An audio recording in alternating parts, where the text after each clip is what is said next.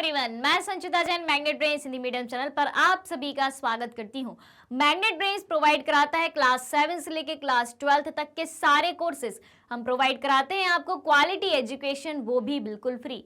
जी हाँ, तो आइए जुड़िए मैग्नेट ब्रेन्स के साथ। आज के सेशन में मैं लेके आई हूँ आप सभी के लिए क्लास 11th की ज्योग्राफी का एक चैप्टर जिसका नाम है वायुमंडलीय परिसंचरण तथा मौसम प्रणालियां। ये क्लास 11 ज्योग्राफी का चैप्टर नंबर 9 है एनसीईआरटी का। उसमें सबसे पहले आज हम जानेंगे परिचय के बारे में। परिचय यानी कि इस चैप्टर में हमें कौन कौन से टॉपिक्स को कवर करना है, कौन कौन सी नई बातें अपन को सीखनी है। उसके बाद हम जानेंगे वायुमंडलीय दाब के बारे में। तो चलिए शुरू करते हैं आज के सेशन को। और शुरू करने से पहले आप सभी को जो है आज के सेशन को ज़्यादा से ज़्यादा लाइक कर देना है और ज़्यादा से ज़्यादा शेयर कर देना है। चलिए तो अब शुरू करते हैं और देखते हैं इस चैप्टर के परिचय के बारे में। जानेंगे परिचय के द्वारा कि किन किन टॉपिक्स को हमें कवर करना है। सबसे पहले हम बात करें वायुमंडलीय दाब की। तो इस चैप्टर में जानेंगे हम कि वायुमंडलीय दाब क्या होता है। वायुमंडलीय दाब में ऊर्ध्वाधर भिन्नता को जानेंगे, यानी कि जैसे जैसे ऊपर की तरफ बढ़ते जाते हैं तो वायुमंडलीय दाब में हमें क्या परिवर्तन देखने को मिलते हैं। उसके बाद दूसरे पॉइंट की बात करें तो वायु दाब का क्षैतिज वितरण। अभी हमने ऊर्ध्वाधर भिन्नता की बात करी थी, अब वायु दाब के क्षैतिज वितरण की बात करेंगे कि जब वायु का क्षैतिज वितरण होता है तो वायु दाब पर क्या प्रभाव पड़ते हैं, इस बारे में जानेंगे। और उसके बाद जानेंगे समुद्र तल वायु दाब का विश्व वितरण जानेंगे। उसके बाद देखेंगे पवनों की दिशा व वेग को प्रभावित करने वाले कौन कौन से बल होते हैं। पवनों की दिशा हो या पवनों का वेग हो, उसको प्रभावित करने वाले कौन कौन से बल, कौन कौन से कारक या कौन कौन से फोर्स होते हैं, उसके बारे में जानेंगे।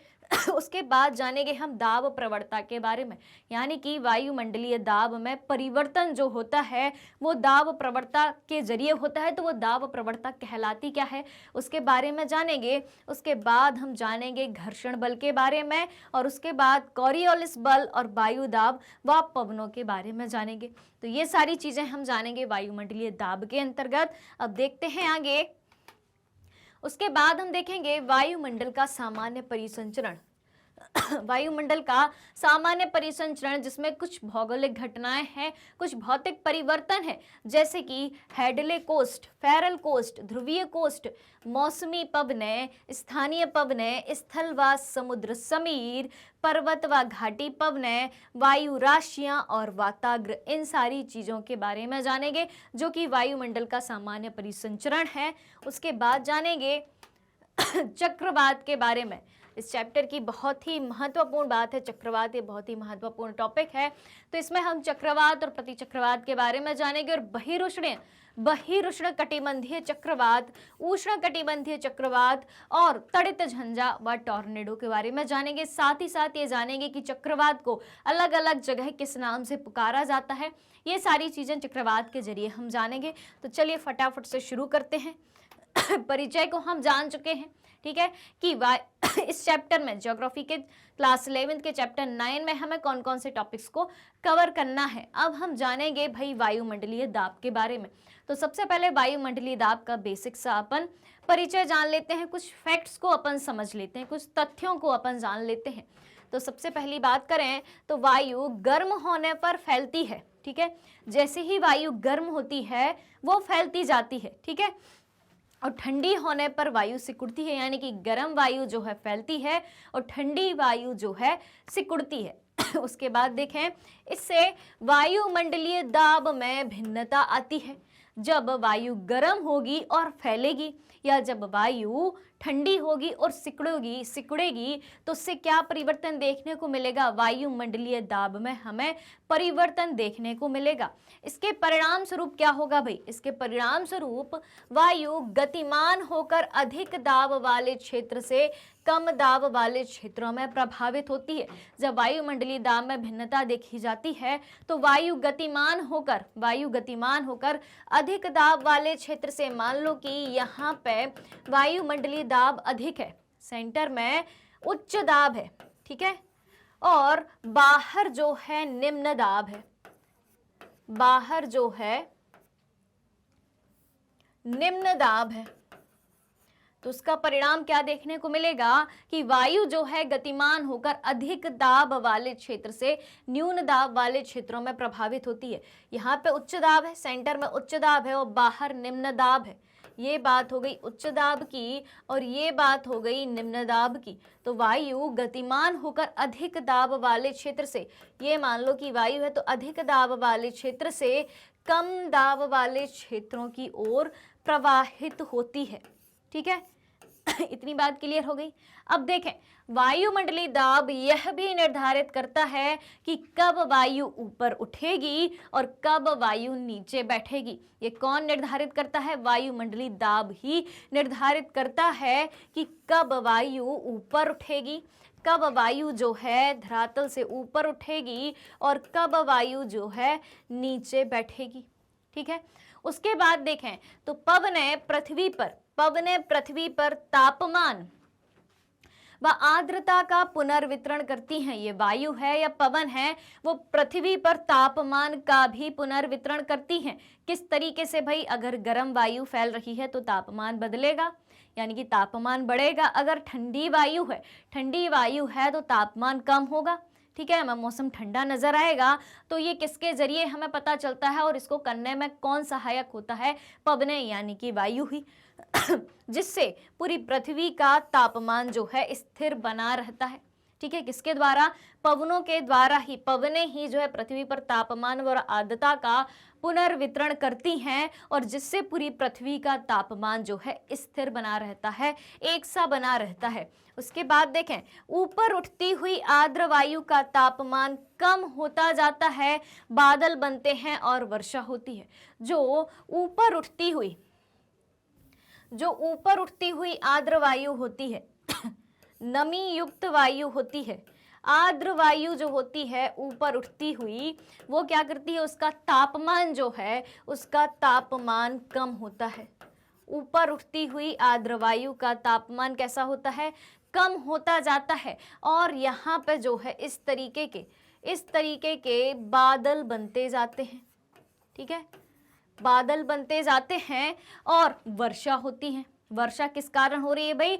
ऊपर उठती हुई आर्द्र वायु का तापमान कम होगा, नमी युक्त वायु ऊपर उठेगी, उसका तापमान कम होगा और बादल बनेंगे और क्या होगी? उसी के परिणाम स्वरूप, बादलों के बनने के परिणाम स्वरूप जो है क्या होगी? बारिश होगी। क्लियर हो गई बात? अब देखें भाई आगे, वायुमंडलीय दाब क्या होता है। अभी तो अपन ने वायुमंडलीय दाब से संबंधित, पवनों से संबंधित कुछ फैक्ट जान लिए। अब हम जानेंगे कि वायुमंडलीय दाब क्या होता है। तो माध्य समुद्र तल से वायुमंडल की अंतिम सीमा तक, ठीक है, माध्य समुद्र तल से, ये पृथ्वी है। ठीक है, मान लो कि ये माध्य समुद्र तल है। ठीक है, एक मिनट, हाँ जी, मान लो कि ये पृथ्वी है और ये अपना जो है समुद्र तल है। ठीक है, ये अपना क्या है भाई? समुद्र तल है। ठीक है, तो माध्य समुद्र तल से वायुमंडल की अंतिम सीमा तक, कहाँ तक? वायुमंडल की अंतिम सीमा तक। अब अपन वायुमंडल को भी देख लेते हैं। तो वायुमंडल की अंतिम सीमा, मान लो कि वायुमंडल की अंतिम सीमा कौन सी होती है? बहिर्मंडल। तो बहिर्मंडल तक वायुमंडल की अंतिम सीमा अपन ये मान लेते हैं। तो वायुमंडल की अंतिम सीमा तक के एक इकाई क्षेत्रफल को, वायुमंडल की अंतिम सीमा तक के एक इकाई क्षेत्रफल के वायु स्तंभ के भार को वायुमंडलीय दाब कहते हैं। किसे कहते हैं? माध्य समुद्र तल से वायुमंडल की अंतिम सीमा तक, यहां से लेके यहां तक एक इकाई क्षेत्रफल के वायु स्तंभ के भार को क्या कहा जाता है? वायुमंडलीय दाब कहा जाता है। और वायु दाब को मापने की इकाई क्या होती है भाई? वायुमंडलीय दाब को मापने की इकाई होती है मिली बार। वायुमंडलीय दाब को किसमें मापा जाता है? मिली बार में मापा जाता है। भाई दाब मापने की इकाई क्या होती है? पास्कल, लेकिन वायु दाब मापने की इकाई क्या होती है?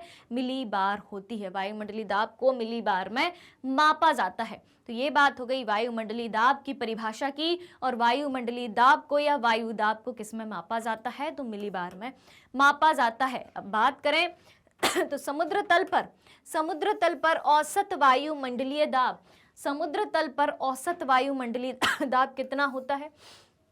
1013.2 मिलीबार। यहाँ की बात करें समुद्र तल पर औसत वायुमंडलीय दाब कितना होता है? 1013.2 मिलीबार होता है। ठीक है, किस पर? समुद्र तल पर वायुमंडलीय दाब 1013.2 मिलीबार होता है। उसके बाद देखें गुरुत्वाकर्षण के कारण धरातल के निकट वायु सघन होती है। ठीक है, और इसी के कारण वायु दाब अधिक होता है। गुरुत्वाकर्षण बल किसे कहते हैं? यानी कि किसी भी चीज को ऊपर की तरफ फेंका जाए, पृथ्वी से किसी भी वस्तु को ऊपर की तरफ फेंका जाए, वो वापस लौट के पृथ्वी पर ही आएगी। ठीक है, पेड़ों से फलों का गिरना किसका उदाहरण है? भाई गुरुत्वाकर्षण का। न्यूटन ने गुरुत्वाकर्षण की खोज कैसे करी थी? कि जब वो एक सेब फल के पेड़ के नीचे बैठे थे और उनके सिर पर एक सेब फल गिरा, तो उन्होंने ये सोचा कि ये फल जो है नीचे की तरफ ही क्यों आया, ऊपर की तरफ क्यों नहीं गया। तो गुरुत्वाकर्षण का नियम ये कहता है कि ऊपर से हमेशा चीजें नीचे की तरफ ही आएंगी। आप कितना भी उनको ऊपर फेंकें, लेकिन वो पृथ्वी पर वापस नीचे की तरफ ही आएंगी। तो यहाँ पे भी वही बात कही गई है कि गुरुत्वाकर्षण के कारण धरातल के निकट वायु सघन होती है। अब भाई वायु भी जो है नीचे से ऊपर की ओर आ रही है गुरुत्वाकर्षण बल के कारण। तो जब वायु नीचे से ऊपर से नीचे की ओर आ रही है और गुरुत्वाकर्षण बल भी काम करेगा, गुरुत्वाकर्षण बल भी काम कर रहा है, तो धरातल के निकट जो है वायु जो है बहुत ही सघन रहती है। ठीक है, वायु जो है बहुत ही सघन होती है और इसी के कारण धरातल के निकट ये धरातल है। ठीक है, धरातल के निकट जो है वो वायु दाब अधिक पाया जाता है। ठीक है, तो अगर आपसे पूछा जाए कि धरातल के निकट वायु दाब कम होता है या अधिक होता है, तो आप बताएंगे कि धरातल के निकट वायु दाब अधिक होता है, क्योंकि गुरुत्वाकर्षण के कारण धरातल के निकट जो है ये जो वायु होती है वो सघन होती है और इसी के कारण धरातल के निकट वायु दाब अधिक होता है। क्लियर हो गई बात? चलो भाई अब देखें वायु दाब को मापने के लिए पारद वायु दाब मापी का भी प्रयोग किया जाता है। भाई मरकरी बैरोमीटर का वायु दाब मापी को क्या कहा गया है? बैरोमीटर। और पारद वायु दाब मापी मतलब कि मरकरी बैरोमीटर, जिस बैरोमीटर में पारा यानी कि मरकरी भरा होता है। ठीक है, तो वायु दाब को मापने के लिए पारद वायु दाब मापी यानी कि मरकरी बैरोमीटर अथवा निद्रव बैरोमीटर एनेरॉइड बैरोमीटर का प्रयोग किया जाता है। उसके बाद देखें वायु दाब जो है ऊंचाई के साथ घटता है। जिस तरीके से तापमान भी ऊंचाई के साथ घटता था, तापमान भी जैसे जैसे ऊंचाई बढ़ती जाए और जो है तापमान घटता जाता है। पिछले चैप्टर में अपन ने पढ़ा था। तो ठीक उसी तरीके से वायु दाब जो है ऊंचाई के साथ साथ घटता जाता है। जैसे ऊंचाई बढ़ती जाएगी, जैसे जैसे ऊंचाई बढ़ती जाएगी, प्रेशर जो है, दाब जो है, वायु दाब जो है, ऊंचाई तो बढ़ रही है। ठीक है, ऊंचाई बढ़ रही है लेकिन प्रेशर जो है माइनस में आता जाएगा, धीरे धीरे कम होता जाएगा यानी कि घटता जाएगा। ऊंचाई पर वायु दाब जो है, यहाँ की बात करें तो ऊंचाई पर वायु दाब जो है भिन्न भिन्न स्थानों पर भिन्न भिन्न होता है।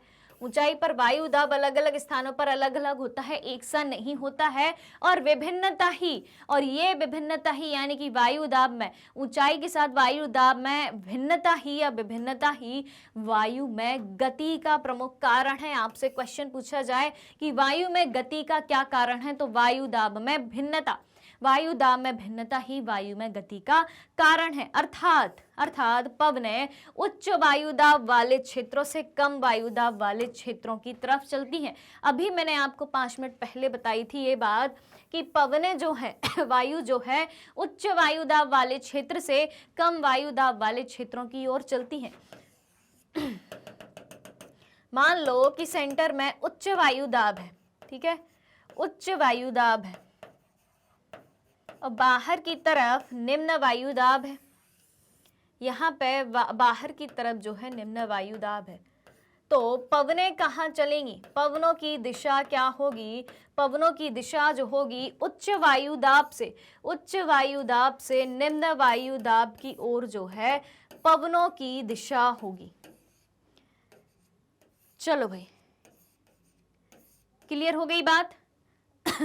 वायु दाब क्या होता है, कैसे मापा जाता है, किसके जरिए मापा जाता है, वायु दाब में ऊंचाई के साथ हमें क्या परिवर्तन देखने को मिलते हैं, और पवनें जो है उच्च वायु दाब वाले क्षेत्रों से, पवनें जो है कम वायु दाब वाले क्षेत्रों से, पवनें उच्च वायु दाब वाले क्षेत्रों से कम वायु दाब वाले क्षेत्रों की ओर चलती हैं। चलो भाई,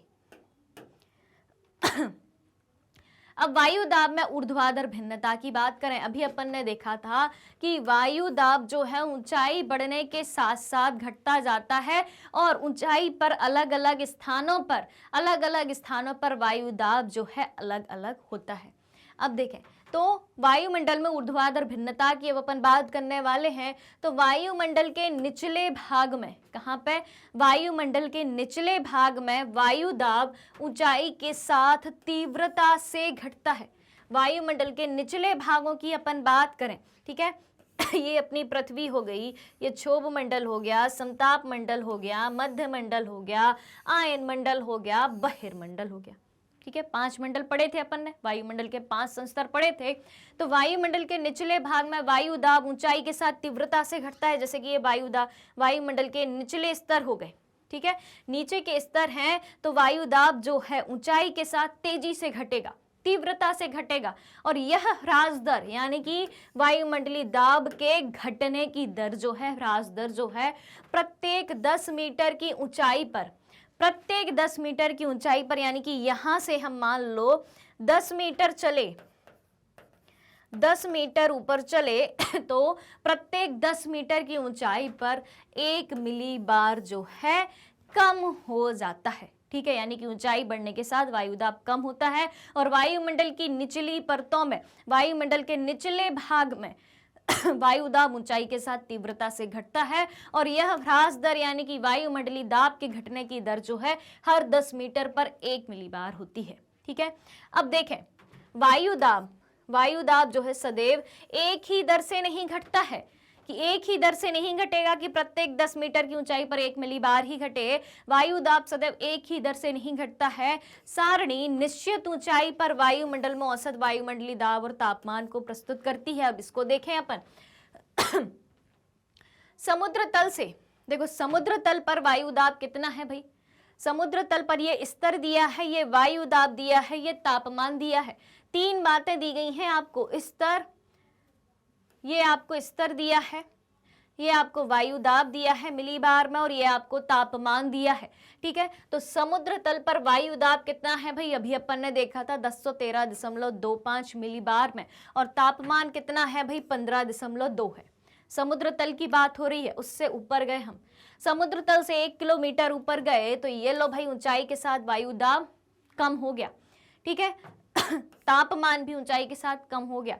समुद्र तल से 5 किलोमीटर चले भाई अब अपन ऊपर की ओर और देखें हम तो 898 से 540.48 मिलीबार वायुदाब कम हो गया और टेम्परेचर भाई माइनस में चला गया, अभी था 8.7 और अब चला गया -17.3।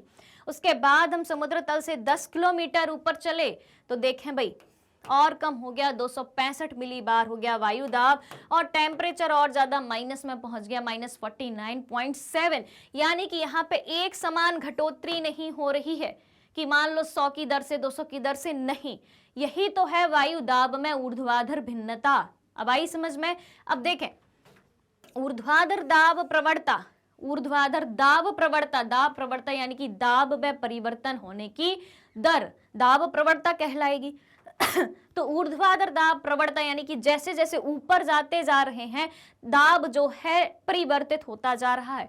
तो ऊर्ध्वाधर दाब प्रवणता क्षैतिज दाब प्रवणता की अपेक्षा अधिक होती है, यानी कि ऊपर की तरफ हम जाएंगे तो दबाव तेजी से जो है घटेगा, दाब जो है तेजी से घटेगा, जबकि क्षैतिज दिशा में जाएंगे तो उतनी तेजी से नहीं घटेगा। यानी कि ऊर्ध्वाधर दाब प्रवणता क्षैतिज दाब प्रवणता की अपेक्षा अधिक होती है।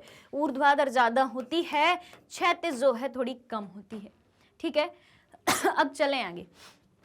लेकिन इसके विपरीत हम बात करें, लेकिन इसके विपरीत दिशा में कार्यरत गुरुत्वाकर्षण बल से यह संतुलित भी हो जाता है। ठीक है, ऊपर की तरफ तो जा रहे हैं लेकिन नीचे की तरफ गुरुत्वाकर्षण बल भी लग रहा है, तो ये बात जो है वायुमंडलीय दाब जो है संतुलित हो जाता है। अतः ऊर्ध्वाधर पवनें अधिक शक्तिशाली नहीं होती हैं, क्योंकि भाई नीचे की तरफ एक गुरुत्वाकर्षण बल भी काम कर रहा है जो पवनों को नीचे भेजने में सहायक होता है। इसीलिए ऊर्ध्वाधर पवनें ज्यादा शक्तिशाली नहीं हो पाती हैं।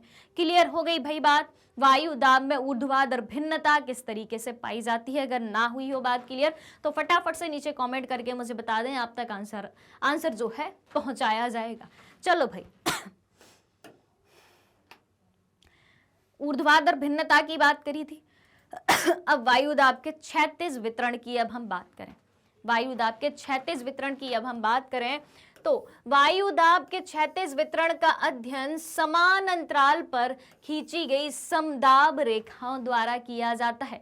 वायु दाब के क्षैतिज वितरण की बात कर रहे हैं। अभी तक अपन ने ऊर्ध्वाधर बात करी थी, अब क्षैतिज वितरण की बात कर रहे हैं। तो क्षैतिज वितरण का अध्ययन जो है समान अंतराल पर ठीक है खींची गई समदाब रेखाओं के द्वारा किया जाता है। भाई अब समदाब रेखाएं क्या होती हैं? समताप रेखाएं तापमान वाले चैप्टर में पढ़ी थी। समताप रेखाएं क्या होती थी कि समान तापमान वाले स्थानों को मिलाने वाली रेखाओं को समताप रेखा कहा जाता है। अब हम बात कर रहे हैं समदाब रेखाओं की। तो समदाब रेखाएं वे रेखाएं हैं जो समुद्र तल से एक समान वायु दाब वाले स्थानों को मिलाती हैं।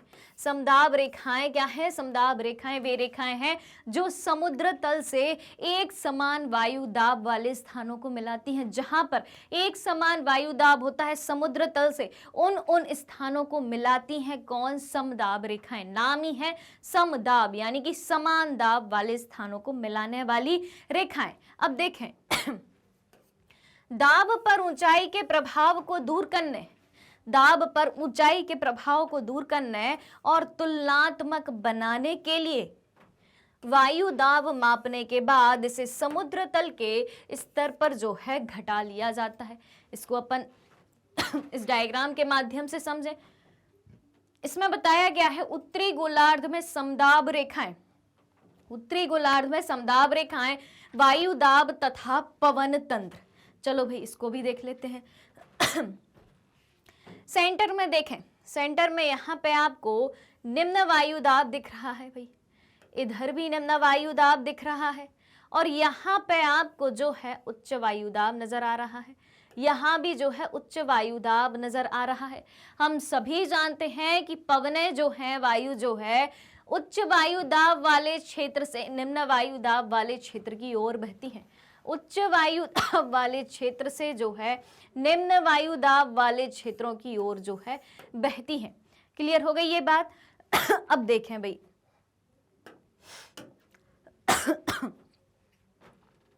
अब जैसे कि समदाब रेखाओं की बात हो रही थी तो यहाँ पे आप देखें 1014 मिलीबार है, यहाँ पे भी 1014 मिलीबार है। अब यहाँ पे आप रेखाओं की स्थिति को देखें, समान वायु दाब वाले स्थानों को मिलाने वाली रेखाएं 1018 मिलीबार इधर है, 1018 मिलीबार इधर है। तो ये एक रेखा समदाब रेखा इन स्थानों को मिला रही है। बात समझ में आ रही है आपकी कि किस तरीके से, ये देखें 1016 मिलीबार वाली रेखा 1016 मिलीबार वाली रेखा के साथ मिलेगी। इसी तरीके से नीचे की तरफ भी देखें 1016 मिलीबार वाली रेखा 1016 मिलीबार दाब वाली रेखा से मिलने की कोशिश कर रही है, यानी कि मिलती ही है। तो वे रेखाएं जो समुद्र तल से एक समान वायु दाब वाले स्थानों को मिलाती हैं उन्हें क्या कहा जाता है? समदाब रेखा कहा जाता है। और ये क्या है भाई? वायु दाब का क्षैतिज वितरण है। यहाँ भी आप देख रहे होंगे ये वायु दाब का इस तरीके से आपको क्षैतिज वितरण ही नजर आ रहा है। वायु जो है इस तरीके से क्षैतिज रूप में ही बह रही है, ना कि आपको इस तरीके में दिख रही होगी। क्लियर हो गई बात? तो क्षैतिज वायु दाब का वितरण भी देखा इस डायग्राम के माध्यम से, और समदाब रेखाओं को भी हमने देखा और देखा कि पवनें जो हैं उच्च वायु दाब से निम्न वायु दाब वाले क्षेत्रफल की ओर बहती हैं। आगे देखें जो ये चित्र है विभिन्न वायुदाब परिस्थितियों में समदाब रेखाओं की आकृति दर्शाता है। अभी अपन ने देखा 1018 मिलीबार की जो रेखा है वो 1018 मिलीबार की रेखा से जाके मिल रही है। 1016 मिलीबार की जो रेखा है यहाँ से इस तरीके से इससे मिलेगी। 1014 यहाँ पे निम्न वायुदाब बनता है, वो इसी के समानांतर है लगभग। नीचे देखें तो यहाँ पे देखें आप 1016, ठीक है, 1016 मिलीबार की जो रेखा है वो 1016 मिलीबार की रेखा से ही मिलेगी, और 1018 वाली जो है 1018 वाली रेखा से ही मिलेगी, मिलीबार वाली रेखा से ही मिलेगी। तो वायुदाब परिस्थितियों में समदाब रेखाओं की आकृति को इस चित्र के माध्यम से दर्शाया गया है। निम्न दाब प्रणाली एक या अधिक समदाब रेखाओं से घिरी होती है भाई।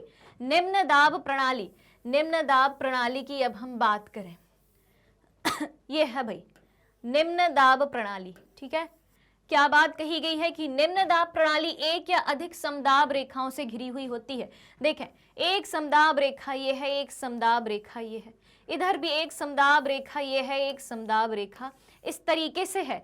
तो निम्न दाब प्रणाली एक या अधिक समदाब रेखाओं से यहाँ पे घिरी हुई नजर आ रही है, जिसके केंद्र में निम्न वायुदाब होता है। बिल्कुल यहाँ भी निम्न वायुदाब है इस केंद्र में। आगे देखें उच्च दाब प्रणाली में उच्च दाब प्रणाली की बात करें तो उच्च दाब प्रणाली में भी जहां पर अधिक दाब होता है, अधिक वायुदाब होता है, तो उच्च दाब प्रणाली में भी एक या अधिक समदाब रेखाएं होती हैं। यहाँ पे देखें उच्च वायुदाब है, इसके आजू बाजू देखें तो एक से ज्यादा समदाब रेखाएं जो हैं हमें नजर आ रही हैं, जिनके केंद्र में क्या है भाई? उच्चतम वायुदाब है, जिसके केंद्र में उच्चतम वायुदाब हमें नजर आ रहा है। तो बात हो गई है निम्न वायुदाब और उच्च वायुदाब की, और साथ ही साथ समदाब रेखाओं की। अब देखें समदाब समुद्र तल पर वायुदाब के विश्व वितरण की बात करें समुद्र तल पर वायुदाब के विश्व वितरण की अब हम बात करें तो जनवरी व जुलाई महीने का समुद्र तल से वायुदाब का विश्व वितरण इसमें दर्शाया गया है। सबसे पहले अपन जनवरी माह के इस मैप की तरफ अपन नजर डालें। चलिए तो देखते हैं इसको भी। चलो तो सबसे पहले हम बात करें विषुवत रेखा के निकट की। विषुवत रेखा के निकट में जब हम अफ्रीका महाद्वीप की बात करते हैं तो यहाँ पे वायुदाब रेखा जो है, वायुदाब की जो रेखा है यहाँ पे हमें 1020 से यानी कि 1020 मिलीबार के लगभग वायुदाब हमें दिखाई देता है। वहीं हम बात करें तो दक्षिणी अमेरिका महाद्वीप के उत्तरी भाग की बात करें, दक्षिणी अमेरिका महाद्वीप की, यहाँ पे आपको मैप में ये दक्षिणी अमेरिका महाद्वीप दिख रहा होगा चलो भाई इसको अपन थोड़ा सा हाईलाइट कर लेते हैं इस तरीके से। तो ये जो है आपको दक्षिणी अमेरिका दिख रहा है दक्षिणी अमेरिका महाद्वीप की बात करें तो दक्षिणी अमेरिका महाद्वीप के यहाँ उत्तर में, ऊपर की तरफ बात करें तो उत्तर में, और दक्षिणी अमेरिका महाद्वीप के उत्तर पूर्वी भाग की बात करें यानी कि यहाँ की बात करें तो यहाँ पे हमें 1010 मिलीबार के निकट जो है या 1010 मिलीबार जो है हमें वायुदाब नजर आता है। उसके बाद हम चलो इसको अफ्रीका महाद्वीप को भी अपन रेड कलर से हाईलाइट कर देते हैं ताकि और अच्छे से सारी चीजें समझ में आएंगी चलो भाई इस तरीके से जो कुछ आकृति आपको नजर आ रही है यहाँ पे अफ्रीका महाद्वीप की, ये दक्षिणी अमेरिकी महाद्वीप की। उसके बाद हम बात करें तो थोड़ा अपन ऊपर की तरफ जाएं, ठीक है। विषुवत रेखा से अगर अपन उत्तर की तरफ जाते हैं तो विषुवत रेखा से ऊपर उत्तर की तरफ जाने पर काफी भिन्नता हमें दिखाई देती है वायुमंडलीय दाब में, जो कि है 1005 मिलीबार है, 1005 मिलीबार है। और वहीं हम थोड़ा और नीचे की तरफ आते हैं, और नीचे की तरफ आते हैं तो यही वायुमंडलीय दाब जो है, यही वायुमंडलीय दाब जो है विषुवत रेखा से नीचे की तरफ आने पर और लगभग 30 से 60 डिग्री के बीच की हम बात करें, 30 से 60 डिग्री के बीच की बात करें तो ये वायुमंडलीय दाब जो है हमें 995 मिलीबार दिखाई देता है। यानी कि ये जनवरी माह में जो है हमें वायुमंडलीय दाब की स्थिति अलग अलग स्थानों पर अलग अलग दिखाई देती है। ठीक है, अब हम चलते हैं आगे जुलाई महीने के बारे में। अब अपन देखेंगे कि जुलाई महीने में किस तरीके का दिखता है। तो जुलाई महीने में कुछ इस तरीके का आप चित्र देख रहे होंगे, मानचित्र के माध्यम से समझ रहे होंगे। ये पूरा वर्ल्ड का मैप है। ठीक है, यहाँ आपको ये 0 डिग्री की विषुवत रेखा नजर आ रही है। इसके ऊपर थोड़ा थ्योरी के माध्यम से समझते हैं। तो विषुवत वृत्त के निकट वायु दाब कम होता है, विषुवत वृत्त के निकट जो है वायु दाब कम होता है। ये जो है अपना विषुवत वृत्त, इसके निकट जो है वायुमंडलीय दाब जो है बहुत कम होता है और इसे विषुवतीय निम्न अवदाब क्षेत्र कहा जाता है। क्या कहा जाता है कि जब विषुवत वृत्त के निकट वायु दाब कम होता है तो इसे विषुवतीय निम्न अवदाब क्षेत्र के नाम से जाना जाता है। अब हम 30 डिग्री उत्तरी और 30 डिग्री दक्षिणी अक्षांशों की बात करें, 30 डिग्री उत्तरी और 30 डिग्री दक्षिणी अक्षांशों के साथ उच्च वायु दाब क्षेत्र पाए जाते हैं। यहाँ पे आप नजर डालें, 30 डिग्री उत्तरी 30 डिग्री उत्तरी और 30 डिग्री दक्षिणी, यहाँ से आप जाएं तो ये हो गया अपना 30 डिग्री उत्तरी और नीचे की तरफ आप देखें तो ये हो गया आपका 30 डिग्री दक्षिणी। तो 30 डिग्री उत्तरी व 30 डिग्री दक्षिणी के पास जो है उच्च वायु दाब का क्षेत्र जो है पाया जाता है। ठीक है, उसके बाद अपन देखें तो 60 डिग्री उत्तरी व 60 डिग्री दक्षिणी अक्षांशों पर निम्न दाब पेटियां हैं जिन्हें कहा जाता है अधो ध्रुवीय निम्न दाब पेटियां। 60 डिग्री उत्तरी और 60 डिग्री दक्षिणी, 60 डिग्री उत्तरी जाएंगे हम, ठीक है, 60 डिग्री उत्तरी जाएंगे और 60 डिग्री दक्षिणी जाएंगे। तो 60 डिग्री उत्तरी और 60 डिग्री दक्षिणी जाने पर हमें क्या मिलता है भाई, निम्न दाब पेटियां मिलती हैं। ठीक है, जिन्हें क्या कहा जाता है, अधो ध्रुवीय निम्न दाब की पेटियां कहा जाता है। अब देखें भाई, ध्रुवों के निकट यानी कि उत्तरी ध्रुव और दक्षिणी ध्रुव के निकट की बात करें तो ध्रुवों के निकट वायु दाब अधिक होता है और इसे ध्रुवीय उच्च वायु दाब की पट्टी कहते हैं। ध्रुवों के निकट की बात करें, ऊपर की बात करें और नीचे की बात करें तो यहाँ उच्च वायु दाब पाया जाता है और इसे ध्रुवीय उच्च वायु दाब पट्टी कहते हैं। ये वायु दाब पट्टियां स्थायी भी नहीं होती हैं। सूर्य किरणों के विस्थापन के साथ, जब सूर्य की किरणें एक जगह से दूसरी जगह जाती हैं तो सूर्य किरणों के विस्थापन के साथ ये पट्टियां भी विस्थापित होती जाती हैं। आगे देखें तो उत्तरी गोलार्ध की बात करें, उत्तरी गोलार्ध में शीत ऋतु में, उत्तरी गोलार्ध में शीत ऋतु में ये पट्टियां दक्षिण की ओर, उत्तरी गोलार्ध में शीत ऋतु में दक्षिण की ओर तथा ग्रीष्म ऋतु में उत्तर दिशा की ओर खिसक जाती हैं। कौन सी पट्टियां? जब ध्रुवों के निकट वायुदाब अधिक होता है तो जो ध्रुवीय उच्च वायुदाब की पेटियां होती हैं वो उत्तरी गोलार्ध में शीत ऋतु में दक्षिण की तरफ, उल्टा होगा, उत्तरी गोलार्ध में शीत ऋतु में दक्षिण की तरफ खिसकेंगी और ग्रीष्म ऋतु में ये उत्तर दिशा की ओर खिसक जाएंगी। तो ये तो बात हो गई जनवरी और जुलाई के महीने में वायुदाब की, कि जनवरी और जुलाई के महीनों में किस तरीके से अलग अलग स्थानों पर वायुदाब में भिन्नता पाई जाती है। अब हम बात करेंगे पवनों की दिशा व वेग को प्रभावित करने वाले बल। पवनों की दिशा व वेग को कौन कौन से बल जो हैं प्रभावित करते हैं। पहली बात करें तो वायुमंडलीय दाब में भिन्नता के कारण, किसमें? वायुमंडलीय दाब में भिन्नता के कारण वायु जो है क्या होती है? गतिमान होती है। और इस क्षैतिज गतिज वायु को क्या कहा जाता है? पवन कहा जाता है। ठीक है, पहली बात क्या कही गई है कि वायुमंडलीय दाब में भिन्नता के कारण अलग अलग स्थानों पर अलग अलग वायुमंडलीय दाब होता है, तो उसी भिन्नता के कारण जो है वायु गतिमान होती है और इस क्षैतिज गतिज वायु को ही पवन कहा जाता है। पवन अपन सभी जानते हैं उच्च वायु दाब से कम दाब के क्षेत्र की ओर प्रभावित होती हैं। उच्च दाब से कम दाब के क्षेत्रों की तरफ प्रभावित होती है। ये सभी बात भी अपन जानते हैं। ठीक है, अगली बात देखें तो भूतल पर धरातलीय विषमताओं के कारण घर्षण पैदा होता है। भूतल पर यानी कि धरती पर धरातलीय विषमताओं के कारण क्या होता है? घर्षण पैदा होता है। बिल्कुल होता है, जो पवनों की गति को प्रभावित करता है। यानी कि पहला कारक क्या हो गया भाई? एक कारक अपन ने पहचान लिया कि घर्षण बल जो है पवनों की गति को प्रभावित करता है। अब देखें, इसके साथ ही पृथ्वी का घूर्णन भी पवनों के वेग को प्रभावित करता है। यानी कि घूर्णन बल जो है, पृथ्वी का घूर्णन बल और पृथ्वी का घर्षण बल, दोनों बल जो हैं पवनों के वेग को प्रभावित करते हैं। चलो भाई, अब आगे देखें अपन।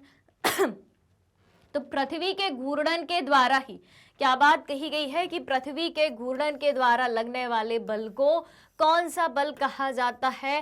कोरियोलिस बल कहा जाता है। आपसे पूछा जाए आपकी परीक्षा में कि पृथ्वी के घूर्णन द्वारा लगने वाले बल को कौन सा बल कहते हैं, तो पृथ्वी के घूर्णन द्वारा लगने वाले बल को कोरियोलिस बल कहा जाता है। अतः क्या निष्कर्ष निकल के आता है कि पृथ्वी के धरातल पर 36 पवनें 3 संयुक्त प्रभावों का परिणाम होती हैं। पृथ्वी के धरातल पर 36 पवनें जो होती हैं 3 संयुक्त प्रभावों का परिणाम होती हैं। पहला है भाई दाब प्रवणता प्रभाव। पहली बात क्या है? दाब प्रवणता यानी कि दाब में परिवर्तन, ठीक है, वो प्रभाव।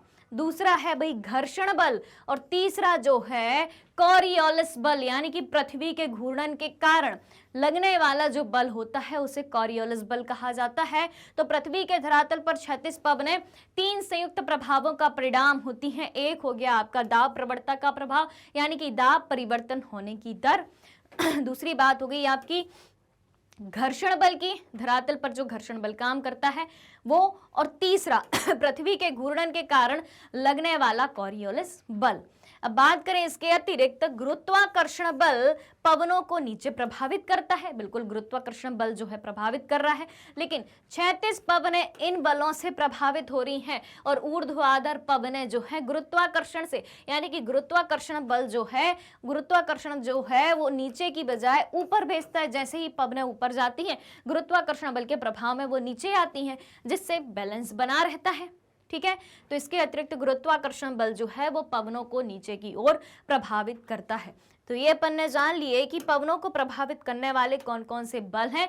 अब अपन इनको एक एक करके डिटेल में समझ लेते हैं। चलिए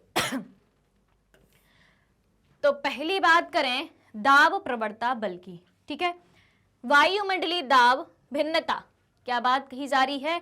वायुमंडलीय दाब भिन्नता एक बल उत्पन्न करता है। वायुमंडलीय दाब भिन्नता यानी कि अलग अलग स्थानों पर वायुमंडलीय दाब में जो भिन्नता पाई जाती है वो एक बल उत्पन्न करता है। दूरी के संदर्भ में दाब परिवर्तन की दर ही क्या है? दाब प्रवणता है। दूरी के संदर्भ में दाब परिवर्तन की दर ही दाब प्रवणता है। जैसे कि अपन ने अभी मैप में देखा था कि अफ्रीका में कुछ है, दक्षिणी अमेरिका के उत्तर पूर्व में कुछ है, तो उसके उत्तर पूर्व में कुछ है, और ऊपर ध्रुवों की तरफ जाए तो कुछ और वायु दाब है। तो ये दूरी के संदर्भ में वायु दाब दिखाया जा रहा है। और एक और बात अपन जानते हैं कि जैसे जैसे ऊंचाई बढ़ती जाती है वायु दाब कम होता जाता है। ठीक है, तो दूरी के संदर्भ में दाब परिवर्तन कैसे होता है? दूरी के संदर्भ में जैसे दूरी बदलती जाएगी और दाब परिवर्तन जो है होता रहेगा। तो दूरी के संदर्भ में दाब परिवर्तन की दर क्या होगी? दाब प्रवणता होगी। क्लियर हो गई बात? चलो भाई अब देखें, जहां समदाब रेखाएं पास हो, समदाब रेखा यानी कि समुद्र तल से समान दाब वाले स्थानों को मिलाने वाली रेखाएं, कौन सी रेखाएं? समदाब रेखाएं। तो जहां पे समदाब रेखाएं पास होती हैं वहां दाब प्रवणता अधिक होती है। ठीक है दाब प्रवणता अधिक व समदाब रेखाओं के दूर दूर होने से दाब प्रवणता कम होती है। बहुत ही इंपॉर्टेंट बात है ये, दिमाग में अच्छे से उतार लेना। सीधा क्वेश्चन यहाँ से पूछा जा सकता है और घुमाया जा सकता है आपको। ऑब्जेक्टिव टाइप क्वेश्चन में पूछा जाएगा कि जहां समदाब रेखाएं पास पास होती हैं, जहां समदाब रेखाएं पास पास होती हैं, वहां दाब प्रवणता अधिक होती है, कम होती है, होती ही नहीं है, या इनमें से कोई नहीं, या इनमें से सभी। ठीक है, तो जहां समदाब रेखाएं पास पास हों वहां दाब प्रवणता अधिक होती है, यानी कि समदाब रेखाएं अगर पास हैं तो दाब में परिवर्तन तेजी से होता है। जहां समदाब रेखाएं पास होती हैं दाब प्रवणता अधिक होती है, यानी कि दाब में परिवर्तन की दर अधिक होती है। और जहां समदाब रेखाएं दूर होती हैं, जहां समदाब रेखाएं दूर दूर होती हैं वहां दाब प्रवणता कम होती है, यानी कि दाब में परिवर्तन होने की दर कम होती है। दूर होने पर कम होती है परिवर्तन की दर और पास होने पर परिवर्तन की दर अधिक होती है, यानी कि दाब प्रवणता अधिक होती है। तो एक बात अपन ने कर ली दाब प्रवणता के बारे में, एक बार फिर से रिपीट कर रही हूं, ध्यान से सुनना। दाब प्रवणता बल होता क्या है? सबसे पहली बात तो वायुमंडलीय दाब भिन्नता एक बल उत्पन्न करता है और दूरी के संदर्भ में दाब परिवर्तन की दर ही क्या होती है? दाब प्रवणता होती है। जहां समदाब रेखाएं पास पास होती हैं वहां दाब प्रवणता जो है अधिक होती है और समदाब रेखाओं के दूर होने से दाब प्रवणता जो है कम होती है। अब हम बात करें भाई किसकी? घर्षण बल की। ठीक है, वायुमंडलीय दाब को प्रभावित करने में दूसरा बल जो है वो है घर्षण बल। किस तरीके से घर्षण बल जो है वायुमंडलीय दाब को प्रभावित करता है? पहली बात है, घर्षण बल जो है पवनों की गति को प्रभावित करता है, वायु की गति को प्रभावित करता है। अब देखें, धरातल पर जो है घर्षण सर्वाधिक होता है। घर्षण धरातल पर तो सर्वाधिक होगा ही, और इसका प्रभाव क्या देखने को मिलता है? इसका प्रभाव प्रायः धरातल से 1 से 3 किलोमीटर ऊंचाई तक होता है। धरातल पर घर्षण सर्वाधिक होता है और सर्वाधिक घर्षण का प्रभाव जो है कहां तक रहता है? घर्षण का प्रभाव धरातल से 3 किलोमीटर समझ लो 1 से 3 किलोमीटर तक की दूरी तक जो है इस घर्षण बल का प्रभाव रहता है। ठीक है, क्लियर हो गई ये बात? तो घर्षण बल जो है पवनों की गति को प्रभावित करता है। घर्षण बल सबसे ज्यादा कहाँ होता है भाई? धरातल पर सबसे अधिक होता है और इसका प्रभाव प्रायः धरातल से 1 से 3 किलोमीटर की ऊंचाई तक होता है। और समुद्र सतह की बात करें हम, अगर समुद्र सतह की बात करें तो समुद्र सतह पर जो है घर्षण 0 होता है। कितना होता है? समुद्र सतह पर घर्षण न्यूनतम, 0 तो नहीं, एकदम न्यूनतम होता है, यानी कि ज्यादा घर्षण जो है नहीं होता है। तो सर्वाधिक कहाँ होगा? सर्वाधिक घर्षण होगा कहाँ पे? धरातल पर होगा। और सबसे कम घर्षण कहाँ पे होगा? सबसे कम घर्षण जो है समुद्र तल पर होगा। क्लियर हो गई बात? चलो भाई कॉरियोलिस बल की अब हम बात करें, कॉरियोलिस बल की बात करें तो पृथ्वी का अपने अक्ष पर घूर्णन, क्योंकि पृथ्वी के घूर्णन के कारण ही, घूर्णन बल के कारण ही जो है कॉरियोलिस बल उत्पन्न होता है। तो पृथ्वी का अपने अक्ष पर घूर्णन, पृथ्वी अपने अक्ष पर घूमती है। ठीक है, पृथ्वी का अपने अक्ष पर घूर्णन पवनों की दिशा को प्रभावित करता है। किसको? पवनों की दिशा को प्रभावित करता है। सन 1844 में फ्रांसीसी वैज्ञानिक ने इसका विवरण प्रस्तुत किया था और इसी पर इस बल को कॉरियोलिस बल कहा जाता है। तो कॉरियोलिस बल की खोज किसने करी? एक तरीके से 1844 में फ्रांसीसी वैज्ञानिक हुए थे, उनने करी थी और उन्हीं के नाम पर जो है इस बल को कॉरियोलिस बल के नाम से जाना जाता है। कॉरियोलिस बल के प्रभाव से, इस प्रभाव से पवने उत्तरी गोलार्ध में, ठीक है, कहां पर? उत्तरी गोलार्ध में। ये हो गया भाई अपना उत्तरी गोलार्ध, ये हो गया अपना दक्षिणी गोलार्ध। तो इस प्रभाव से पवने जो है उत्तरी गोलार्ध में अपनी मूल दिशा से दाहिने तरफ, ठीक है, अपनी मूल दिशा से जो है दाहिने तरफ अपनी मूल दिशा से दाहिने तरफ व दक्षिणी गोलार्ध में बाईं तरफ, दक्षिणी गोलार्ध में कहाँ जाएंगी, बाईं तरफ जो है विक्षेपित हो जाती हैं। कॉरियोलिस बल का प्रभाव किस तरीके से दिखता है कि पवनें जो है उत्तरी गोलार्ध में अपनी मूल दिशा से जो है दाहिनी तरफ मुड़ जाती हैं और दक्षिणी गोलार्ध में अपनी मूल दिशा से बाईं तरफ विक्षेपित हो जाती हैं या डिफ्लेक्ट हो जाती हैं। जब पवनों का वेग अधिक होता है तब विक्षेपण भी अधिक होता है। पवनों का वेग यानी कि पवनें तेज गति से चल रही हों तो पवनों का विक्षेपण भी अधिक होता है, यानी कि उत्तरी गोलार्ध में दाईं तरफ ज्यादा विक्षेपण हो जाएगा और दक्षिणी गोलार्ध में बाईं तरफ विक्षेपण अधिक हो जाएगा। जब पवनों का वेग अधिक होता है तो उत्तरी गोलार्ध में पवनें दाईं तरफ और दक्षिणी गोलार्ध में बाईं तरफ विक्षेपित हो जाती हैं। कॉरियोलिस बल जो है, कॉरियोलिस बल अक्षांशों के कोण के सीधा समानुपात में, कॉरियोलिस बल जो है अक्षांशों के कोण के सीधे समानुपात में बढ़ता है, ठीक है, और यह ध्रुवों पर सर्वाधिक और विषुवत रेखा पर अनुपस्थित होता है। ध्रुवों पर जो है कॉरियोलिस बल जो है ध्रुवों पर, ठीक है, ये ध्रुव है तो यहाँ पर होगा सर्वाधिक और यहाँ जो आपको 0 डिग्री की विषुवत रेखा नजर आ रही है, विषुवत रेखा नजर आ रही तो विषुवत वृत्त पर जो है अनुपस्थित होता है, ठीक है। कौन, कॉरियोलिस बल जो है, तो ध्रुवों पर सर्वाधिक होता है कॉरियोलिस बल और विषुवत रेखा पर जो है अनुपस्थित होता है।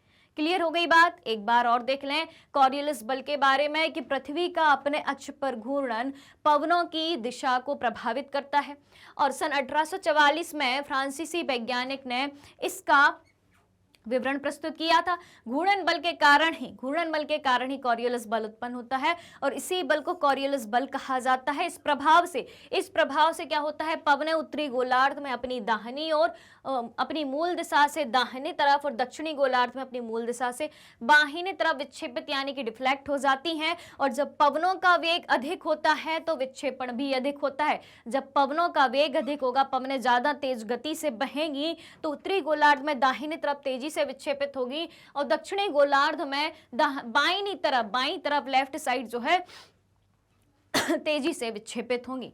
कोरियोलिस बल अक्षांशों के कोण के सीधा समानुपात में बढ़ता है, ठीक है, और ध्रुवों पर सर्वाधिक और विषुवत वृत्त पर जो है अनुपस्थित होता है, ठीक है। अक्षांशों के कोण से सीधा समानुपात में जैसे जैसे अक्षांश बढ़ते जाएंगे, जैसे जैसे जो है अक्षांश बढ़ते जाएंगे, चाहे उत्तरी गोलार्ध की तरफ जाएं चाहे दक्षिणी गोलार्ध की तरफ जाएं, तो उस अक्षांशों के कोण के अनुपात में जो है इस तरीके से बढ़ता जाएगा, ठीक है। इस तरीके से जब ये कोण बनते जाएंगे ठीक है, तो जैसे जैसे अक्षांश बढ़ेंगे कोण बनेंगे, ठीक है, और तो कोणों के अनुपात में जो है बढ़ता जाएगा और उत्तरी गोलार्ध में सर्वाधिक जो है क्या कॉरियोलिस बल पाया जाएगा। और यहाँ पर विषुवत रेखा की बात करें तो विषुवत रेखा पर जो है कॉरियोलिस बल जो है अनुपस्थित होता है। तो ये बात हो गई कॉरियोलिस बल की और हमने देखा कि वायु दाब को प्रभावित करने वाले कौन कौन से 3 बल थे। तो हमने घर्षण बल देखा, कॉरियोलिस बल देखा और दाब प्रवणता बल देखा। 3 बलों के बारे में अपन ने जाना। उम्मीद है कि यहाँ तक की बातें आपको क्लियर हो गई होंगी। अब देखें तो कॉरियोलिस बल दाब प्रवणता के समकोण पर कार्य करता है। कॉरियोलिस बल जो है दाब प्रवणता के समकोण पर कार्य करता है, यानी कि जैसे जैसे दाब में परिवर्तन होता जाएगा उसके समकोण पर कॉरियोलिस बल काम करेगा और दाब प्रवणता बल समदाब रेखाओं के समकोण पर होता है। जितनी दाब प्रवणता अधिक होगी यहाँ पे नजर डालें, जितनी दाब प्रवणता अधिक होगी पवनों का वेग भी उतना ही अधिक होगा। दाब प्रवणता यानी कि दाब परिवर्तन की दर जितनी तेज होगी पवनों का वेग भी उतना ही तेज होगा, उतना ही अधिक होगा और पवनों की दिशा भी उतनी अधिक विक्षेपित होगी। जैसा कि अभी अपन ने देखा था, एक डायग्राम के माध्यम से देखा था अपन ने कि उत्तरी गोलार्ध में पवनें अपनी दाहिनी तरफ विक्षेपित होती हैं और दक्षिणी गोलार्ध में पवनें अपनी बाहिनी तरफ विक्षेपित होती हैं। तो पवनों की दाब प्रवणता जितनी अधिक होगी यानी कि दाब में परिवर्तन की दर जितनी तेज होगी पवनों का वेग भी उतना अधिक होगा और पवनों की दिशा भी उतनी अधिक विक्षेपित होगी, उतनी तेजी से डिफ्लेक्ट होगी। अब देखें, विषुवत व्रत पर कोरियोलिस बल शून्य होता है। अभी अपन ने देखा था विषुवत व्रत पर जो है कोरियोलिस बल अनुपस्थित होता है, यानी कि शून्य होता है, और पवनें समदाब रेखाओं के समकोण पर बहती रहती हैं। ठीक है, पवनें जो है विषुवत व्रत पर समदाब रेखाओं के समकोण पर बहती रहती हैं। अतः निम्न दाब क्षेत्र और अधिक गहन होने की बजाय पूरित हो जाता है। ठीक है, उसके आगे देखें कि यही कारण है कि विषुवत व्रत के निकट जो है उष्णकटिबंधीय चक्रवात नहीं बनते, क्योंकि यहाँ पे जो कोरियोलिस बल जो है शून्य होता है। ठीक है, और यहाँ पर जो है विषुवत व्रत पर कोरियोलिस बल शून्य होता है, और पवनें जो हैं समदाब रेखाओं के समकोण पर बनती हैं। भाई विषुवत रेखा पर क्या बनता है? भाई समकोण ही बनता है। ठीक है, समकोण ही बनता है 90 डिग्री का। जबकि अपन बात करें कोरियोलिस बल की, हम बात करें तो सबसे ज्यादा कहाँ होता है? उत्तरी ध्रुव पर, मतलब ध्रुवों पर होता है, और जो कि समदाब रेखाओं के कोण के साथ या अक्षांश के कोण के साथ जो है बढ़ता जाता है और गोलार्ध पर जो है सबसे ज्यादा हो जाता है। ठीक है, लेकिन विषुवत व्रत पर क्या होता है? 0 होता है, और यही कारण है कि विषुवत व्रत के निकट उष्णकटिबंधीय चक्रवात नहीं बनते हैं, क्योंकि विषुवत व्रत के निकट जो है कोरियोलिस बल कितना हो जाता है? शून्य हो जाता है, 0 हो जाता है। क्लियर हो गई यहाँ तक की बातें? कोरियोलिस बल के बारे में कोई समस्या, कोई डाउट हो तो आप नीचे कमेंट बॉक्स में कमेंट करके बता सकते हैं। आपकी हर एक समस्या का समाधान जो है आप तक पहुंचाया जाएगा। अब हम बात करें वायु दाब और पवनों की। वायु दाब और पवनों की बात करें तो पवनों का वेग और उनकी दिशा पवनों को उत्पन्न करने वाले बलों का परिणाम है। ठीक है, पवनों को उत्पन्न करने वाले वेग का क्या परिणाम है? पवनों का वेग और उनकी दिशा। अभी अपन ने देखा कोरियोलिस बल हो, घर्षण बल हो, दाब प्रवणता बल हो, ये क्या है? सब पवनों को उत्पन्न करने वाले बल ही हैं, और उन्हीं बलों के कारण पवनों का वेग भी बदल रहा है, पवनों की दिशा भी बदल रही है। कोरियोलिस बल में क्या हो रहा था भाई? कोरियोलिस बल में क्या हो रहा था? जैसे जैसे अपन ऊपर की तरफ जाते जाएंगे अक्षांश के साथ कोणों के बदलने के साथ ही जो है क्या होता जाएगा? उत्तरी गोलार्ध से पवनें जो है दाहिनी तरफ विक्षेपित हो जाएंगी, और दक्षिणी गोलार्ध से बाईं तरफ, अपनी मूल दिशा से बाहिनी तरफ विक्षेपित हो जाएंगी। ठीक है, तो पवनों का वेग और उनकी दिशा पवनों को उत्पन्न करने वाले बलों का ही परिणाम है। पवनों का वेग और दिशा क्यों बदल रही है? क्योंकि उनके बल के कारण बदल रही है। किसके? पवनों को उत्पन्न करने वाले बल, जैसे कि कोरियोलिस बल, घर्षण बल, दाब प्रवणता बल।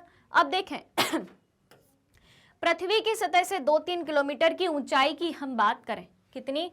पृथ्वी की सतह से 2-3 किलोमीटर ऊंचाई पर ऊपरी वायुमंडल में पवनें धरातलीय घर्षण के प्रभाव से मुक्त होती हैं।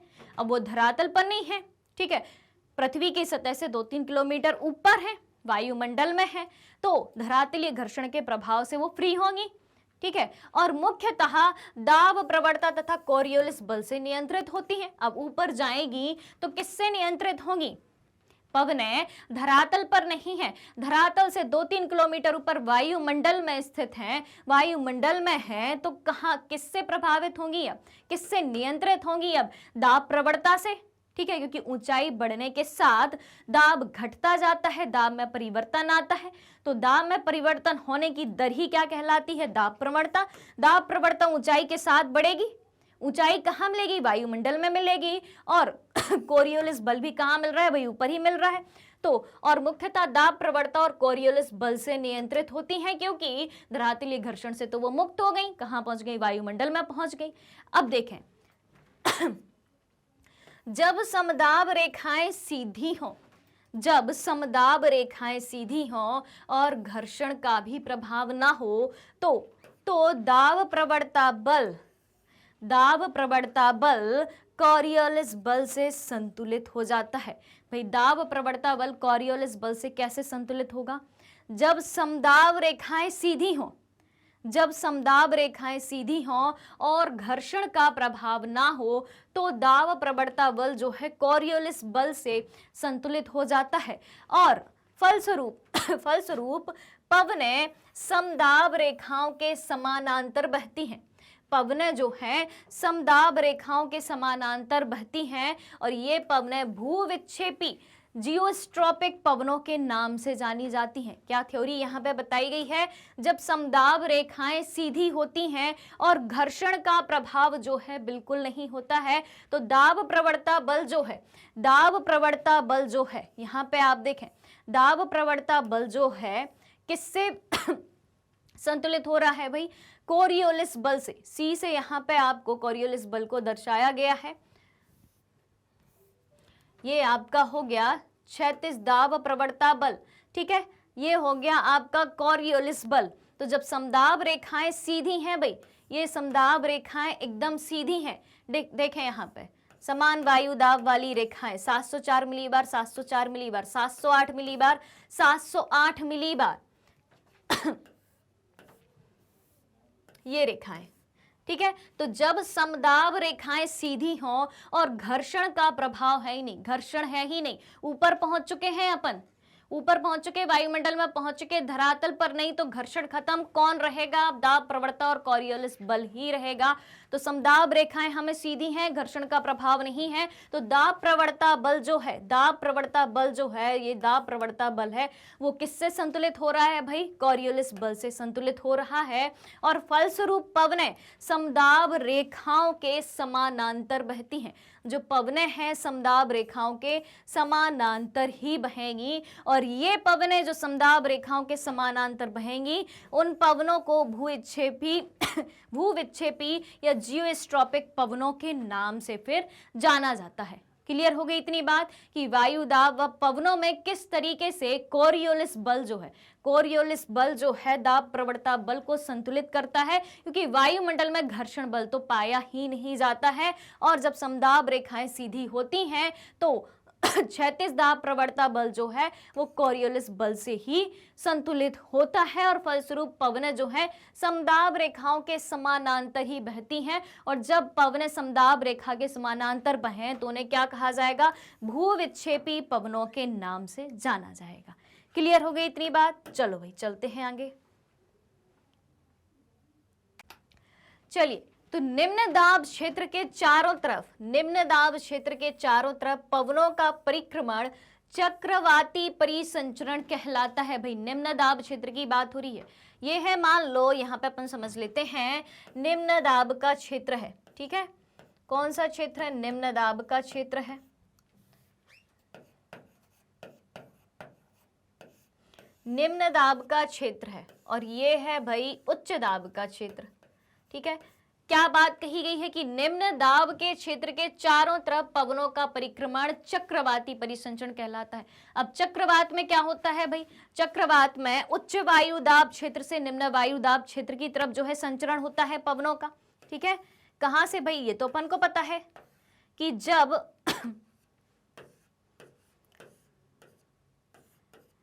चक्रवात की स्थिति उत्पन्न होगी तो उच्च दाब से निम्न दाब की ओर, मतलब कि सेंटर में क्या है भाई? निम्न दाब है और बाहर क्या है?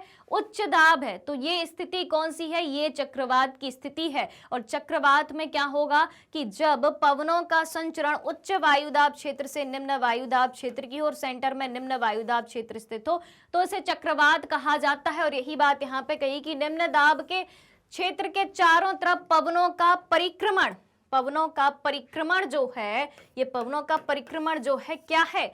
चक्रवाती परिसंचरण कहलाता है। दूसरी तरफ बात करें तो उच्च वायुदाब क्षेत्र के चारों तरफ ऐसा होता है तो उसे प्रति चक्रवाती परिसंचरण कहते हैं। उच्च दाब की अब हम बात करें, मान लो केंद्र में उच्च दाब है और बाहर निम्न दाब है, ठीक है। केंद्र में उच्च दाब है और बाहर निम्न दाब है, तो उच्च वायु दाब क्षेत्र के चारों तरफ, अगर अब भाई उच्च वायु दाब केंद्र में है तो उच्च से निम्न की तरफ जाना है, तब भी उच्च से निम्न की तरफ जा रहा था, पर तब निम्न वायु दाब सेंटर में था। अब जो है उच्च वायु दाब है तो उच्च वायु दाब सेंटर में है, निम्न वायु दाब बाहर है, तो उच्च वायु दाब से पवनें बाहर की तरफ जा रही है, निम्न वायु दाब क्षेत्र की तरफ। तो ये बात कौन सी कहलाएगी? ये बात कहलाएगी प्रति चक्रवाती परिसंचरण की कहलाएगी। तो उच्च वायु दाब के क्षेत्र के चारों तरफ अगर ऐसा होता है तो उसे क्या कहा जाता है? प्रतिचक्रवाती परिसंचरण कहा जाता है। और इन प्रणालियों में पवनों की दिशा दोनों गोलार्धों में भिन्न होती है। चक्रवात और प्रतिचक्रवात में दोनों गोलार्धों में पवन की दिशा जो है अलग अलग होती है। वो भी बताऊंगी आपको कि चक्रवात की स्थिति में उत्तरी व दक्षिणी गोलार्ध में पवनों की दिशा कैसी होती है और प्रतिचक्रवात की स्थिति में उत्तरी व दक्षिणी गोलार्धों में पवनों की दिशा क्या होती है। अब देखें पृथ्वी की सतह पर कई बार निम्न व उच्च दाब के चारों ओर पृथ्वी की सतह पर कई बार निम्न व उच्च दाब के चारों ओर पवनों का परिसंचरण ऊंचाई पर होने वाले वायु परिसंचरण से ही संबंधित होता है। प्रायः निम्न दाब क्षेत्रों पर वायु अभिसरित होगी। ठीक है निम्न दाब क्षेत्रों पर वायु का अभिसरण हो रहा है, वायु अभिसरित होगी और ऊपर उठेगी। ठीक है अभिसरण हो रहा है और वायु कहाँ जा रही है भाई? ऊपर उठ रही है निम्न वायु दाब क्षेत्र पर। और उच्च दाब क्षेत्रों में वायु का अवतलन होगा भाई। उच्च वायु दाब क्षेत्रों में वायु का अवतलन होगा और धरातल पर क्या होगी भाई? धरातल पर अपसरित होगी। ठीक है यहाँ पर उच्च वायु दाब क्षेत्र है। ठीक है उच्च वायु दाब क्षेत्र पर वायु जो है उच्च दाब क्षेत्रों में वायु का जो है अवतलन होगा और धरातल पर जो है वायु क्या होगी? अपसरित होगी। ये उच्च वायु दाब क्षेत्र पर जो है वायु का क्या हो रहा है? अपसरण हो रहा है। क्लियर हो गई इतनी बात? तो हमें आगे कई सारी चीजें समझ में कि जहां निम्न दाब क्षेत्रों में वायु अभिसरित होगी और ऊपर उठेगी, वहीं उच्च दाब क्षेत्रों पर ठीक है उच्च दाब क्षेत्रों में वायु का अवतलन होगा और धरातल पर वायु जो है सतह पर जो है वायु क्या होगी? वायु अपसरित होगी, यानी कि वायु का अपसरण होगा उच्च दाब क्षेत्रों में। और निम्न दाब क्षेत्रों में क्या होगा? वायु अभिसरित होगी और ऊपर की तरफ उठेगी। ठीक है अब भाई जो गोलार्धों में दिशा की बात करी थी तो उसकी बात कर लेते हैं। दाब पद्धति में ये चक्रवात है, ये प्रतिचक्रवात है। ठीक है केंद्र में दाब की दिशा हम देखें तो चक्रवात में केंद्र में दाब की दिशा निम्न होती है, केंद्र में निम्न होती है और बाहर जो होती है वो उच्च होती है। बाहर उच्च दाब का केंद्र होता है तो उच्च दाब से निम्न दाब की ओर जो है पवनें आती हैं चक्रवात में। ठीक है यानी कि बाहर से अंदर की तरफ आएंगी। और प्रतिचक्रवात में केंद्र में दाब की दिशा उच्च होती है। ठीक है दाब की दिशा उच्च होती है तो उच्च दाब से वो बाहर निम्न होता है, तो निम्न उच्च दाब से निम्न दाब की ओर यानी कि अंदर से बाहर की ओर जो है पवनों का प्रवाह होगा। ठीक है दो बातें देख ली, दाब पद्धति में चक्रवात है और केंद्र में दाब की दिशा चक्रवात में निम्न दाब की होती है, और दाब पद्धति में प्रति चक्रवात में केंद्र में दाब की दिशा उच्च दाब की स्थिति होती है। अब देखें यहाँ पे पवन दिशा का प्रारूप उत्तरी गोलार्ध में हम देखें, उत्तरी गोलार्ध में चक्रवात में पवनों की दिशा घड़ी की सुई की दिशा के विपरीत होती है। भाई घड़ी की सुई की दिशा, घड़ी इस तरीके से चलती है। ठीक है ये अपना उत्तरी गोलार्ध है ये अपना उत्तरी गोलार्ध है और ये अपना दक्षिणी गोलार्ध है। ठीक है ये उत्तरी गोलार्ध है, ये दक्षिणी गोलार्ध है। चक्रवात की बात हो रही है, उत्तरी गोलार्ध में बात करेंगे। सबसे पहले तो घड़ी की सुई की दिशा के विपरीत चलेगी। उत्तरी गोलार्ध में घड़ी ऐसी चलती है तो पवनों की दिशा कुछ इस तरीके से चलेगी। ठीक है घड़ी इस तरीके से चलती है, यहाँ से इस तरीके से, लेकिन उत्तरी गोलार्ध में पवनों की दिशा जो है विपरीत होगी। और घड़ी की सुई की दिशा दक्षिणी गोलार्ध में घड़ी की सुई की दिशा के अनुरूप ही होगी। घड़ी अब यहाँ से कायदे से ऐसी चलनी चाहिए, तो घड़ी की सुई की दिशा के अनुरूप ही चक्रवात में जो है पवन बहेगी। ठीक है, क्या बात कही गई? चक्रवात में उत्तरी गोलार्ध में जो है पवन जो है घड़ी की सुई की दिशा के विपरीत चलेंगी और दक्षिणी गोलार्ध में घड़ी की सुई की दिशा के अनुरूप ही चलेंगी। वहीं प्रति चक्रवात की बात करें तो उत्तरी गोलार्ध में घड़ी की सुई की दिशा के अनुरूप ही चलेंगी और दक्षिणी गोलार्ध में घड़ी की सुई की दिशा के विपरीत चलेंगी। ठीक है, बात हो गई क्लियर। यानी कि घड़ी की सुई की दिशा में किस स्थिति में चलने वाली है? चक्रवात में दक्षिणी गोलार्ध में चलेगी और प्रति चक्रवात में जो है घड़ी की सुई की दिशा के अनुरूप उत्तरी गोलार्ध में चलेंगी।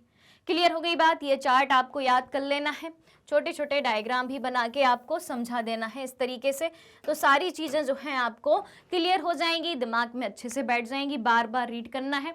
तो आज जो है हमने अभी तक इस चैप्टर के एक पार्ट को ही पढ़ा है, जो कि है आपका वायुमंडलीय दाब। वायुमंडलीय दाब क्या होता है, वायुमंडलीय दाब से संबंधित कुछ फैक्ट पढ़े, कोरियोलिस बल को पढ़ा जो कि वायु दाब को प्रभावित करने वाले बल हैं, घर्षण बल के बारे में पढ़ा, दाब प्रवणता के बारे में पढ़ा, चक्रवात प्रति चक्रवात के बारे में पढ़ा, कई सारी चीजें हमने देखी।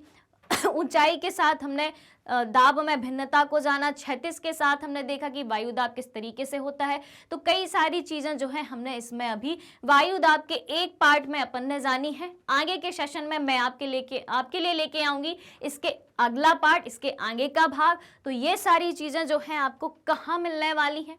सारी की सारी चीजें जो हैं आपको सिर्फ एक प्लेटफॉर्म पर, मैग्नेट ब्रेन्स के यूट्यूब चैनल पर, वेबसाइट पर और एप्लीकेशन पर, तीनों जगह अवेलेबल है। और अगर आपको ई बुक्स और ई नोट्स की भी ज़रूरत है तो वीडियो के नीचे डिस्क्रिप्शन बॉक्स में एक लिंक दी हुई है, वहां से आप ई बुक्स और ई नोट्स दोनों चीज़ें अवेल कर सकते हैं। इसके साथ ही हम प्रोवाइड कराते हैं आपके लिए कुछ टॉप कोर्सेज, जैसे कि CBSE English medium, CBSE Hindi medium, 3 state board को भी कवर करते हैं हम, यूपी बोर्ड, बिहार बोर्ड और एमपी बोर्ड। इसके अलावा कुछ और कोर्सेज भी हमारे पास उपलब्ध हैं, जैसे कि स्पोकन इंग्लिश, सीवीटी, एनटीएससी और ओलंपियाड। और सबसे बड़ी बात यह है कि ये सारे कोर्सेज एक ही प्लेटफॉर्म पर हाई क्वालिटी एजुकेशन के साथ एकदम फ्री में अवेलेबल हैं। जी हाँ, और मैग्नेट ब्रेन्स यूट्यूब के अलावा अदर सोशल मीडिया प्लेटफॉर्म पर भी उपलब्ध है, तो वहाँ पर भी आप जाके जो है फेसबुक पर, इंस्टाग्राम पर, ट्विटर पर और टेलीग्राम पर भी हमें फॉलो कर सकते हैं। तो आज के सेशन को आप सभी को ज़्यादा से ज़्यादा लाइक करना है, ज़्यादा से ज़्यादा शेयर करना है। चैनल से जुड़ी सारी अपडेट को जानने के लिए चैनल को आपको सब्सक्राइब भी करना है। हमारे साथ बने रहिए, जुड़े रहिए, पढ़ते रहिए, खुश रहिए। Thank you so much.